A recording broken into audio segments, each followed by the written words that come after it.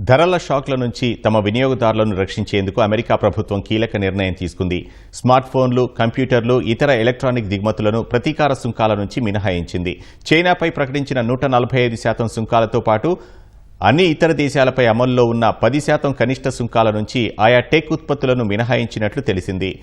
ఈ నిర్ణయం Apple, Samsung వంటి టెక్ దిగ్గజాలకు గణనీయంగా ప్రయోజనం చేకూరుస్తుంది. ద్రవ్యోల్బణం, సరఫరా గొలుసుల ఆందోళనల వేళ వినియోగదారులను శాంతపరచడానికి ట్రంప్ ఈ వ్యూహాత్మక నిర్ణయం తీసుకున్నారు. ఈ మేరకు యుఎస్ కస్టమ్స్ బోర్డర్ ప్రొటెక్షన్ ప్రకటన విడుదల చేసింది. స్మార్ట్ ఫోన్లు, ల్యాప్టాప్లు, హార్డ్ డ్రైవ్లు, ప్రాసెసర్లు, మెమరీ చిప్లు, డిస్ప్లేలు, మానిటర్లు, ట్రాన్సిస్టర్లు, సెమీకండక్టర్ తయారీ యంత్రాలకు ఈ మినహాయింపు వర్తిస్తుంది. వీటిలో ఎక్కువ భాగం అమెరికాలో ఉత్పత్తి కావు. వాటిని చైనా, తైవాన్ వంటి దేశాల నుంచి దిగుమతి చేసుకుంటోంది. ఇప్పటికిప్పుడు వాటి ఉత్పత్తి అమెరికాలో సాధ్యమయ్యే పని కాదు. ఫలితంగా అమెరికాలో వాటి ధరలు భారీగా పెరిగే అవకాశం ఉన్న నేపథ్యంలో ట్రంప్ ఈ నిర్ణయం తీసుకున్నట్లు తెలుస్తోంది.